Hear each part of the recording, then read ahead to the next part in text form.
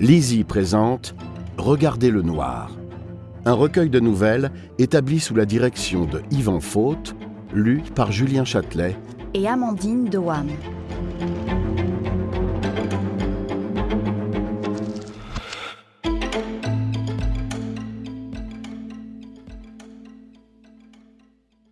Regardez les voitures s'envoler, d'Olivier Norek. 1. J'habite au numéro 14 d'une petite rue qui n'en comporte que 18, isolée derrière une zone pavillonnaire presque cachée. J'ai 13 ans et je vis seul avec ma mère. Elle m'a appelé Joshua, une autre manière de dire Jésus. Elle est très croyante, ça vient de là certainement. Je n'aime pas beaucoup mon prénom. Si j'avais des amis, je suis sûr qu'ils m'appelleraient Josh. Ça ferait un peu américain. Ce serait bien.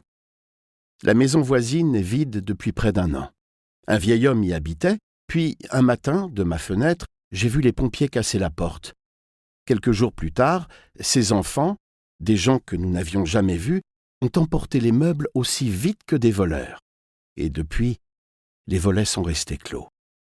Alors, ce matin, quand j'ai vu le camion de déménagement se garer au numéro 16, j'ai poussé la chaise de mon bureau jusque devant ma fenêtre, je me suis assis et j'ai regardé. De nouveaux voisins, c'est un événement dans ma vie. En plus, observer, j'ai toujours aimé ça. Sur l'écran de mon portable, les minutes défilent.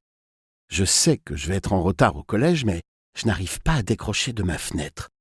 Comme si j'étais devant une télévision.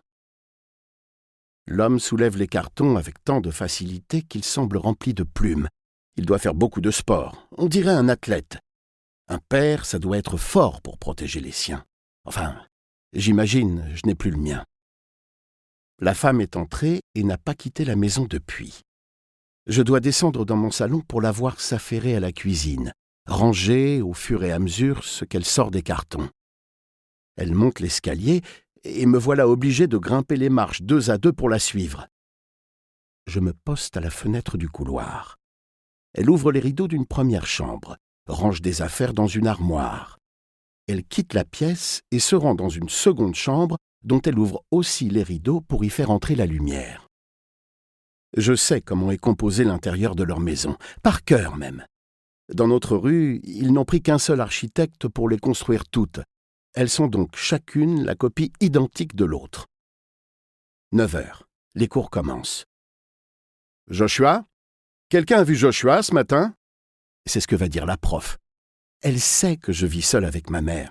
Ça l'attendrit chaque fois que je lui en parle. Alors, même avec 1 heure de retard, elle ne réussira pas à me punir. La femme parle toute seule. Ça m'arrive aussi.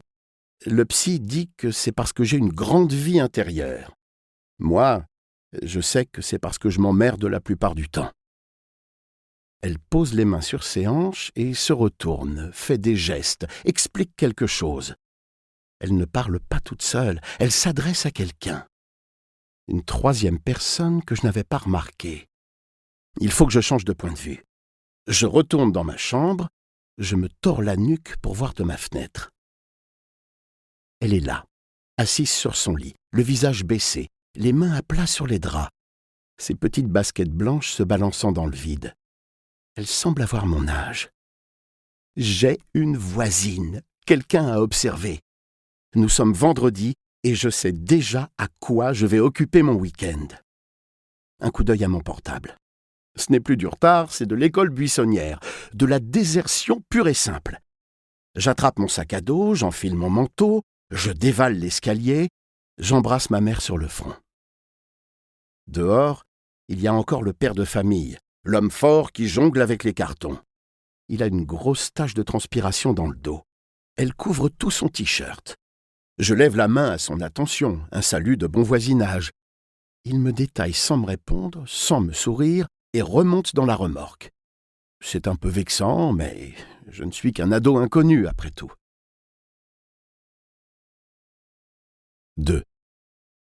Au début, j'ai pensé qu'il faisait la fête. Nouvelle maison, nouvelle vie, c'est normal de célébrer. Mais avec les portes qui claquent et les cris perçants de la femme, je comprends vite qu'il y a du mauvais grain, comme dit ma tante. J'avale ma pizza micro-ondes et je monte dans ma chambre pour voir comment se porte ma nouvelle voisine. Elle est assise sur son lit, comme la première fois où je l'ai aperçue. Comme si elle n'avait pas bougé d'1 centimètre de toute la journée. Mon imagination fertile me propose les hypothèses les plus évidentes. C'est peut-être une poupée ou une statue hyper réaliste. Nous espérons que vous avez apprécié cet aperçu. Pour continuer à écouter ce livre audio sur Google Play Livres, utilisez le lien dans la description de la vidéo.